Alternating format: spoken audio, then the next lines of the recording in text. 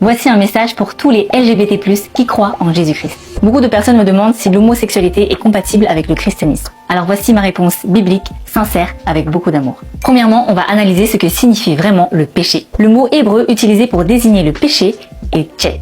Et au sens littéral, ça veut dire manquer la cible, rater le but ou échouer. Autrement dit, le péché, c'est toute pensée ou action qui s'éloigne de la volonté de Dieu. Et ce n'est pas seulement une mauvaise action humaine ou sociale. Le péché, c'est une rupture avec Dieu. C'est ce qui brise notre relation avec lui. Et c'est pourquoi dans cette vidéo, je vais m'adresser uniquement à ceux qui veulent faire la volonté de Dieu. Et si tu veux pas, alors tu peux scroller, tout simplement. Alors maintenant qu'on comprend que le péché, c'est s'écarter de la volonté de Dieu, on peut aller plus loin. Deuxièmement, Dieu te connaît depuis le ventre de ta mère. Dans le psaume 139, David dit: « C'est toi qui as formé mes reins, qui m'as tissé dans le ventre de ma mère. Je te loue de ce que je suis une créature si merveilleuse. » Dieu t'a créé dans le ventre de ta mère comme une créature merveilleuse. Et Dieu ne fait pas d'erreur, il t'a créé parfaite. Il t'a formé volontairement depuis le ventre de ta mère et il a choisi ton sexe avant même que tu sois visible. Et David a même ajouté: « Quand je n'étais qu'une masse informe, tes yeux me voyaient, et sur ton livre étaient inscrits tous les jours qui m'étaient destinés avant qu'aucun d'eux n'existe. » Dieu a un plan dans ta vie. Mais quand on grandit avec les influences du monde, on dévie de ce plan. Et notre rôle en tant qu'enfant de Dieu, c'est de découvrir ce plan et d'y marcher pleinement. Et troisièmement, on va analyser quelle est la volonté de Dieu à travers sa parole. Tout commence dans Genèse. Lorsque Dieu a créé Adam, il a dit: « Il n'est pas bon que l'homme soit seul. Je lui ferai une aide semblable à lui. » Puis, l'Éternel forma une femme de la côte qu'il avait prise de l'homme et la mena vers l'homme. En fait, Dieu a créé spécifiquement la femme pour soutenir l'homme, c'est-à-dire qu'elle est complémentaire de l'homme. Et la Bible dit aussi: « C'est pourquoi l'homme quittera son père et sa mère et s'attachera à sa femme, et ils deviendront une seule chair. » Dieu a créé l'homme et la femme pour qu'ils forment une union sacrée avec Dieu.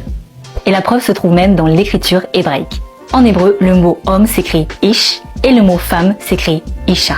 Les deux mots partagent des lettres communes, mais chacun contient aussi une lettre unique. Yod pour l'homme, he pour la femme. Et si on assemble ces deux lettres, ça forme le mot Yah. C'est la forme abrégée et poétique de Yahweh qui désigne Dieu. C'est-à-dire que l'union de la femme et de l'homme symbolise l'image de Dieu. Et oui, c'est très puissant.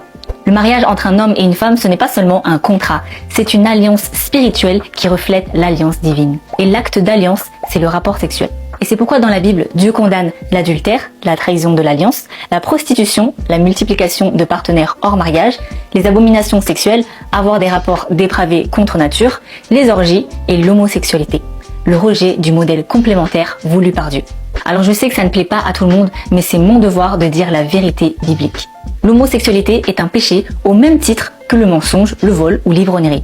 Et voici le quatrième point.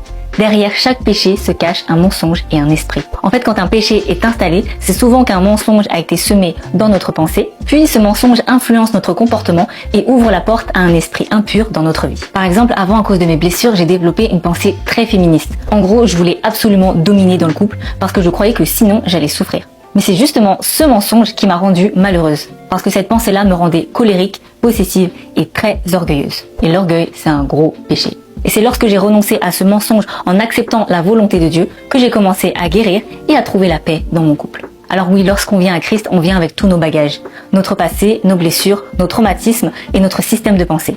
Mais être chrétien, ce n'est pas obéir à des règles, c'est être transformé complètement. Dans 2 Corinthiens chapitre 5, il est écrit: « Si quelqu'un est en Christ, il est une nouvelle créature. Les choses anciennes sont passées. Voici, toutes choses sont devenues nouvelles. » Et pour recevoir cette nouvelle identité, nous devons faire mourir l'ancienne créature et ainsi renaître avec un cœur nouveau et une nouvelle façon de penser. D'ailleurs, dans Matthieu 16, au verset 25, le Seigneur Jésus dit: « Car celui qui voudra sauver sa vie la perdra, mais celui qui la perdra à cause de moi la trouvera. » Ici, il ne parle pas d'une mort physique. Il nous invite à renoncer à notre vie de péché pour faire la volonté de Dieu et avoir une nouvelle vie. Alors si tu luttes avec le péché, je t'invite à faire ces 3 prières. Premièrement, la prière de la repentance. Demander pardon à Dieu pour tous tes péchés, conscients et non conscients. Deuxièmement, demander à Dieu de te délivrer de tous les mensonges dans ta pensée et de toutes les influences démoniaques dans ta vie. Et troisièmement, demande à Dieu de te révéler quelle est ta véritable identité pour que son plan se réalise dans ta vie. Alors oui, Dieu aime tous ses enfants, mais pour être un enfant de Dieu, il faut chercher à faire la volonté de Dieu. Et si vous avez des questions ou des témoignages, notez-les dans les commentaires. Que Dieu vous bénisse.